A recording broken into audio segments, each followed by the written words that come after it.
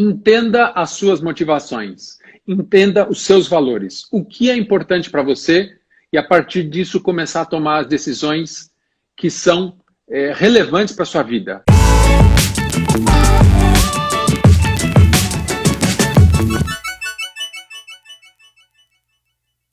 Oi, Thomas! Oi, Que bom! tudo bom? Tudo! Já tem gente entrando.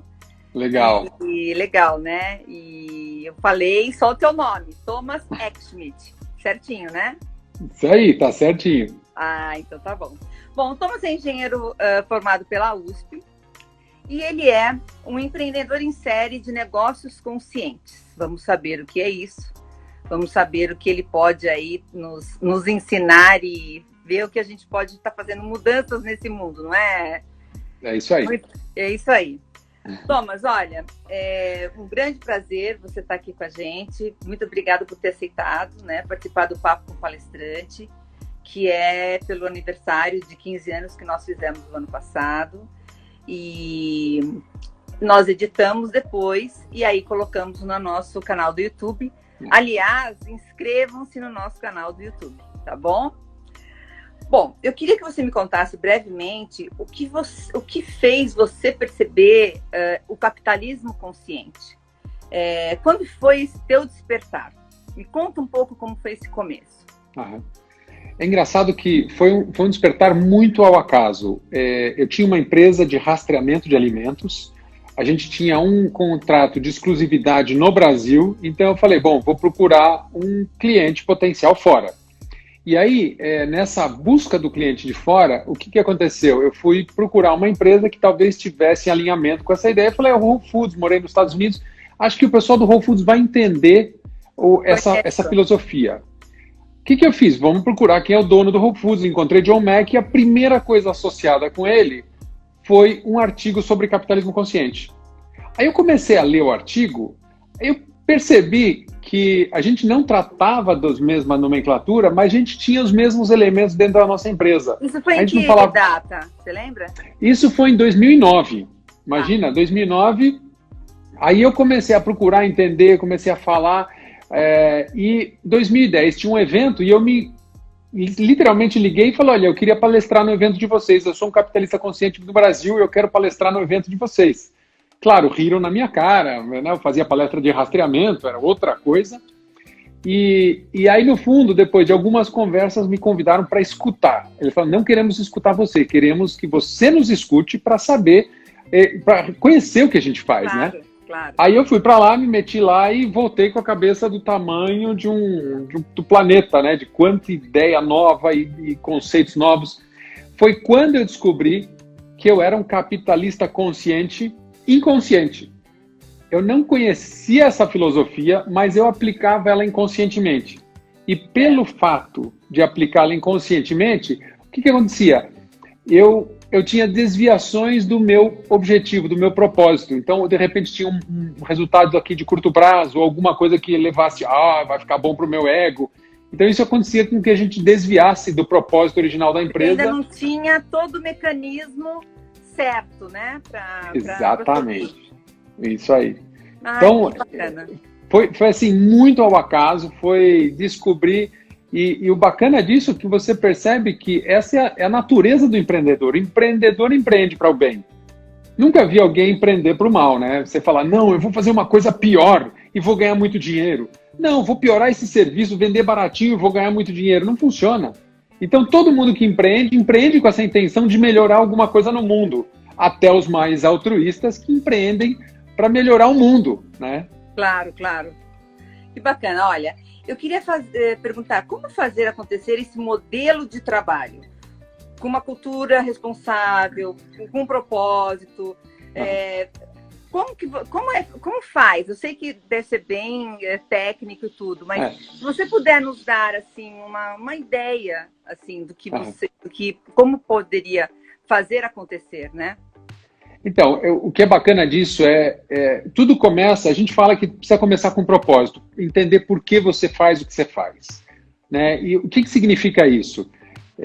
Entender a razão que está por trás dessa intenção de você começar a empreender. muitas vezes é emocional, você tem uma intenção, mas enquanto você não colocar isso em palavras para as pessoas ao seu redor entenderem a sua intenção, fica tudo muito vago. E quando a empresa cresce, perde essa emoção. Quando é pequena, está todo mundo junto. Sim. Então, primeira coisa, entenda o seu porquê, a sua causa, o seu propósito. Depois você começa a mapear todo o seu ecossistema. Quais são os relacionamentos importantes que eu preciso fortalecer? E como eu vou fortalecer? Como é que eu começo a escutar com mais frequência e com mais qualidade o cliente, o fornecedor, o funcionário, o ecossistema, a comunidade, né? Porque esse é o ecossistema com o qual a gente se relaciona. Quando a gente não tem dinheiro, a gente tenta fazer parceria com todo mundo. Quando vem o investidor e põe dinheiro, a gente esquece do mundo e só foca no cliente e na venda, né? Porque precisa devolver o dinheiro, precisa gerar resultado. E aí você perde essa conexão da consciência, né? De criar um ecossistema, de reconhecer a interdependência. Aí a cultura é usar os valores, definir valores para a organização que alavanquem essa intenção, esse propósito. E tudo isso parte da jornada do líder, né? Se o líder não sabe o que ele quer, dificilmente o negócio dele vai saber para onde vai. Então é muito o líder ter esse conhecimento, né, do seu propósito pessoal e fazer esse alinhamento com o propósito da organização. Ai, que bacana. E me fala, e quando começaram as palestras relacionadas ao capitalismo consciente? Então, em 2013, na verdade, 2012, 2011, eu comecei a falar de capitalismo consciente junto com as minhas palestras de rastreabilidade, de empreendedorismo. Em 2013, a gente lançou o movimento aqui no Brasil. Aí, eu fui diretor-geral, aí eu comecei a falar mais. Isso. Que é a jornada, tá. A jornada, é. Aí, começamos a falar mais, eu fiz um TED Talk em 2014, que aí também já está com 300 mil visualizações. Foi quando essa ideia realmente se espalhou pelo Brasil, né? E aí começou a chamar mais palestra, e muita gente da palestra perguntava, mas e como é que eu faço isso? Como é que eu faço? Aí surgiu esse livro de Fundamentos do Capitalismo Consciente, né? Certo. Para ajudar as pessoas a implementarem essas ideias. E quem que solicita essas palestras? Porque, assim, eu acho que não tem como a gente prosseguir se não for nesse caminho, sabe? Mas o que eu sinto é que não vai ser muito fácil. As empresas que são muito engessadas começar a ter essa consciência, né? Então, eu queria saber, assim, se você já tem, não precisa falar nomes, mas se você vê de tal mercado, quem que te contrata nas palestras? Olha, tem gente de todo o setor, desde o setor do aço até setor de cooperativismo, da saúde até, assim, independe do modelo de negócio, universidades, cada um tem um direcionamento, né? O Sebrae já contratou porque ele quer olhar trazer essa visibilidade ou essa filosofia para dentro do empreendedorismo, né? Então, as empresas, os ecossistemas de empreendedores se interessam por isso, porque é como trazer essa filosofia de negócio para esse ecossistema. O cooperativismo chama muito porque o cooperativismo é uma representação muito boa desses princípios. As empresas, elas estão começando a perceber, se você não começar a mudar hoje, a próxima crise te pega de uma forma pior. Então, é muito legal que, como esta filosofia te ajuda a melhorar o desempenho financeiro, o resultado, melhor que a média, até 7 vezes, melhor que os concorrentes, até 300%, mas o mais importante, te ajuda a passar pela crise com mais força. Então, esse é o grande... Eu posso estar enganada, mas faz com que o seu time se engaje mais, porque muito. Vê que é uma empresa que tem valor, né? Que tem... Não é isso? Eu estou falando besteira. Não, claro, muito certo, porque o que acontece? Muitos dos trabalhos hoje, as pessoas estão trabalhando como zumbi. Elas não estão engajadas, elas não estão percebendo uma conexão com o trabalho que elas fazem com alguma coisa melhor no mundo. Então, quanto mais a gente conseguir trazer essa realidade, essa conexão do trabalho do indivíduo com algo que está melhorando o mundo ao nosso redor, mais engajada a pessoa vai estar. Então é muito importante quando as empresas voltarem, porque, como eu te falei no começo, todas as empresas têm na sua fundamentação, na sua essência, uma causa. Só que ao longo do tempo a gente fica burocrático, a gente fica complexo, a gente fica... A incerteza é muito grande e a gente começa a perder essa conexão emocional com o que a gente se propôs a fazer, né? Sim. Eu queria falar com as pessoas que estão entrando que vocês podem mandar perguntas para o Thomas Eck Schmidt, que é super interessante que nós estamos conversando. E, claro, eu tenho aqui as minhas dúvidas, mas quem quiser perguntar, pode perguntar, tá bom? Bom, você tem 14 livros editados e 2 para sair aí, parece, né? Exatamente. Agora, me fala, como é que foi essa coisa de escrever 14 livros? Quer dizer, você também é escritor, eu deveria ter falado, engenheiro formado pela USP, escritor também. Eu queria que você falasse, assim, o livro que foi mais desafiador, por que você escreveu esses livros? Me fala um pouquinho sobre essa sua carreira de escritor, por favor. Então, o primeiro livro é sempre mais difícil, né? Porque é aquela coisa de você tirar a sua emoção, sua intenção e botar em palavras de uma forma estruturada. Então, qual foi o primeiro livro? O primeiro livro foi o livro do meu negócio de rastreamento. Então, a gente criou um negócio que não existia, as pessoas não sabiam consumir, ninguém sabia vender. Então, o livro foi praticamente uma estratégia de expressar aquela intenção de mudar o mercado através do negócio, né?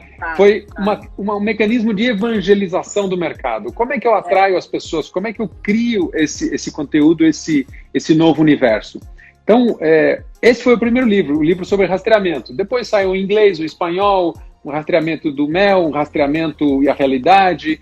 Foram 5 livros, daí a gente começou a falar de comunicação digital, nessa transferência do rastreamento entre consumidor, tem que ser digital. A gente falou 10 anos atrás de QR Code, hoje QR Code está em toda parte. Sim. E a partir daí eu comecei, eu vendi meu negócio e comecei outro negócio, de mediação e arbitragem online, né? A partir disso, falou, bom, e agora? Como é que a gente faz? Temos que explicar. Produzimos conteúdo para quê? E esse conteúdo, através de palestra, treinamento, expõe o nosso negócio. E logo depois comecei a falar de capitalismo consciente. Então eu escrevi um livro prático de como fazer essas ferramentas, como aplicar isso. Fomos para Cuba, né? Aí o livro não podia chamar Fundamentos de Capitalismo Consciente, porque senão a gente vai preso, né? Em Cuba, então levamos o livro para lá traduzido como Fundamentos de Negócios Conscientes. E Cuba estava começando a abrir, e a gente teve um programa com vários empreendedores em Cuba, muito bacana. E aí foi quando eu recebi o convite para escrever o livro com o Raj, publicado por Harvard. Então foi assim... Que bacana. Foi o grande salto nessa jornada de publicação, né? De conseguir o reconhecimento dessa filosofia por Harvard, segundo, deles me convidarem para fazer parte disso. Eu era o que mais pregava a aplicação prática disso, né? Como fazer. Então, vamos juntar os esforços e criar um documento, um livro para compartilhar isso. E deu 430 páginas de prática, né? Que bacana! Você sabe que já me perguntaram, o que é capitalismo consciente? O que é capitalismo sustentável? Então, capitalismo consciente é uma filosofia, né? Uma filosofia de negócio fundamentada em 4 princípios. Propósito, todo negócio tem uma causa, tem uma razão de existir, não é só ganhar dinheiro.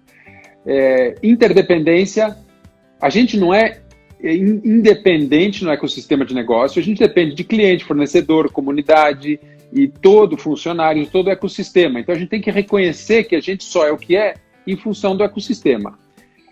Toda empresa consciente tem uma cultura responsável, né? Sabe que usar os seus valores para alavancar a força do propósito, e tudo isso parte de uma liderança servidora, não é uma liderança egocêntrica, é uma liderança ecocêntrica, é uma liderança que equilibra valores masculinos e femininos para criar um ambiente onde a prosperidade e o cuidado do ecossistema é geral.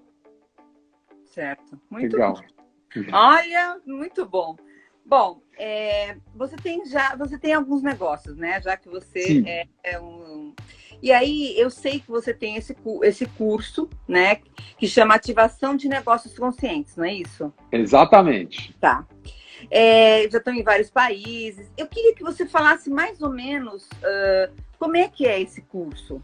Porque você não vai falar tudo, mas assim, mais ou menos, assim, a pessoa faz o curso e você mostra as ferramentas, é isso? Me explica um pouquinho. Isso. No curso de ativação do ativador de negócios conscientes, o que a gente quer fazer? A gente quer redespertar aquela intenção original dos negócios. Então, a gente explica um pouco o contexto mundial e depois a gente vai em cada um dos fundamentos e dá uma aprofundada através de uma pergunta, né? Qual é o propósito da sua organização? Aí você pode ter 3 respostas de opção. Primeira, nosso foco é só dinheiro, resultado e vendas. Tá. Segundo, a gente tem um propósito, mas não está escrito em lugar nenhum. A gente tem uma causa, mas não é formal. E a terceira opção, a gente tem uma causa formal, está escrito, mas a gente não alavanca esse potencial. Né? Então, esses 3 níveis vão determinar o que você precisa fazer, as sugestões de ação. E até, primeiro, deixo aqui um convite para quem tiver interesse em ter uma cópia do Ativador de Negócios Conscientes, o livro, o e-book, entra no site cbactivator.cc. É só pedir lá e a gente manda uma cópia digital desse livro, desses exercícios, para expandir essa comunidade. Ai, que legal. Bom, você acha que a gente não pode deixar de falar da pandemia, né? Você acha que a gente está aprendendo alguma coisa com essa pandemia? Você, nos seus negócios, o que está sendo essa pandemia para você? Me fala um pouco sobre esse momento. O que você está achando? Eu acho que o que é bem interessante nessa pandemia, muitas empresas perceberam que elas perderam a relevância, né? E aí quando você para pensar, por que eu perdi negócio? Por que as pessoas... Todos os porquês é porque a gente não é relevante, porque a gente não tem conexões fortes com o nosso ecossistema. Tem vários lugares que falam, não, vamos abrir as lojas, não adianta abrir a loja, Espanha está abrindo as lojas, mas ninguém está andando na rua, então ninguém vai passar na sua frente. A não ser que você tenha uma conexão forte, você saiba quem é seu cliente, você não precisa mais da loja. A não ser que você saiba exatamente o que você está oferecendo para o mercado e o mercado precisa disso, você vai perder a relevância. Então, este é o momento de você repensar o seu negócio, centrar e voltar a perceber como eu vou ser relevante daqui para frente, dentro ou fora de crise. Quantas coisas, neste momento, passaram a ser irrelevantes, supérfluas, desnecessárias, no momento onde o mais importante é a saúde. Sim. Não adianta eu ter o comércio se amanhã eu não estou vivo para comprar. Claro. Né? Então, por mais que a gente fale, não, abre a loja, tem gente mandando abrir, fala, eu não vou sair para comprar nada, eu não vou entrar num shopping. Né? Então, como é que a gente vai se relacionar? Isso vai mudar muitas coisas. Por que eu vou perder tempo comprando algumas coisas? Tem uma série de serviços hoje que trazem o que eu preciso. Né? É transformar, é mudar, entender o propósito. Dá explorar rapidinho. No propósito é onde a necessidade do mercado encontra o talento que a gente tem para oferecer. Ali nasce o propósito. Se o meu talento não está servindo para nenhuma necessidade, ou eu acho a necessidade, ou eu mudo o talento. Claro, né? Claro. Sim, então, assim, várias empresas que não tinham mais o que vender, falaram, mas eu tenho talento para produzir álcool gel, vamos atender manter relevante, criar alguma coisa que conecte as pessoas com o trabalho que elas estão fazendo. A gente fala muito de futuro do trabalho, o futuro do trabalho está na intenção, com propósito, na causa que a empresa oferece para o mercado. Sim. Uma empresa sem causa, sem propósito, não tem relevância, não tem conexão com o trabalho. Não, com certeza.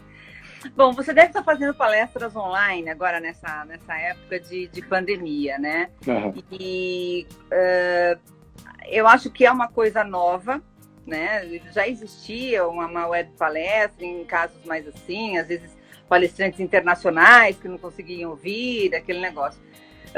Eu queria que você me falasse uma coisa positiva e uma coisa negativa sobre a palestra online. A palestra online, a gente precisa ser mais criativo. Mais criativo como? Positivo ou é negativo? Esse positivo? É positivo e negativo. Olha que interessante. Por quê? Tem um lado que você despende menos tempo no deslocamento, saindo de um lugar para outro, então você é mais efetivo nesse tempo útil, né? Ou deixa mais tempo livre para você ou para fazer outras coisas. Por outro lado, tem um valor muito menor. Na verdade, se você pensar, eu perdia 2 dias para fazer uma palestra de 1 hora. Mas, de novo, esses são os palestrantes transacionais. Eu dou 1 hora, recebo dinheiro e vou embora. As pessoas que já estão trabalhando de uma forma sistêmica, então, quando eu dava palestra, eu estabelecia 3 condições. Com o cliente. A diretoria do cliente tinha que passar 2 horas comigo para a gente conversar de capitalismo consciente. Já ia conectando. O cliente tinha que arrumar alguém da diretoria do cliente tinha que ir comigo numa rádio, num jornal, para a gente fazer uma entrevista sobre o assunto e como a empresa se conecta com o assunto.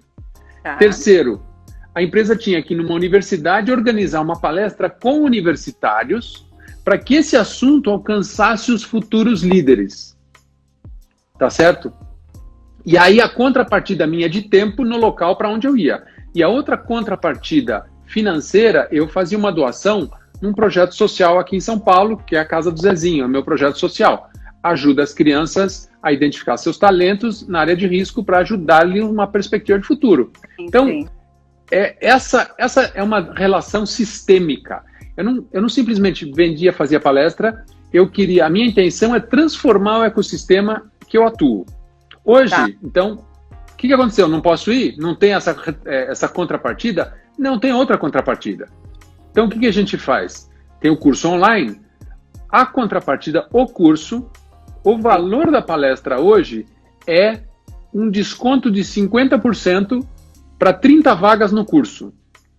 Mais 30 estudantes que vão fazer gratuitamente. Entendi. Então, o que eu faço? A mensagem continua indo. É uma compra antecipada de 50% de desconto em 30 vagas. Tá. E essas vagas podem ser sorteadas ou alguém paga a outra metade, que é um valor menor, em até 10 parcelas, e a gente continua levando esse conteúdo para estudantes. Uma quantidade menor, antes eram 300, 400 estudantes na palestra. Não, mas agora... bacana você fazer isso, legal isso. Sabe o que eu queria saber, Thomas? Tem uma pergunta aqui. É mais importante uma empresa gerar valor para a sociedade do que apenas focar lucro? Quer dizer, cada um faz o que quer, né? Mas essa é a pergunta. Fala. Então, o lucro é o oxigênio. Se a gente ficar com uma parte do corpo sem chegar ao oxigênio, morre. O então lucro tem que ter lucro, mas o lucro não pode ser o foco. A gente tem que gerar... Se a gente não gerar valor para a sociedade, o lucro vai morrer naturalmente. Se uma ONG não gera valor, morrem as doações. Se uma empresa não gera valor, baixam as vendas. Se um partido não gera valor, perde a eleição. Então, tudo é valor. Como é que a gente gera valor? E valor não é só o financeiro. Tem valor social, valor emocional, valor espiritual, valor de conhecimento, valor tecnológico, valor ambiental. Tem múltiplas dimensões de valor e a gente normalmente, a mais fácil de medir é o financeiro. Claro. A gente só foca nisso. Então é importante a gente começar a pensar e falar quais outros valores existem aí para a gente trabalhar. Que outros valores a gente gera dessa nossa relação? Sim. Né? Ai, Thomas, eu adorei a nossa conversa. Minha última pergunta é sempre curtinho, tá? O papo com o palestrante. É que você dê uma dica para as pessoas que estão nos assistindo e que ainda vão nos assistir, que você acha muito importante ou que você fale nas suas palestras. Uma dica.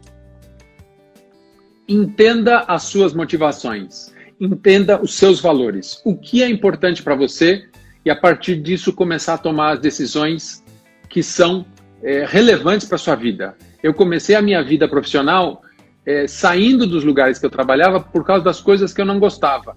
E me demorei muito para descobrir, falar, o que é muito importante para mim?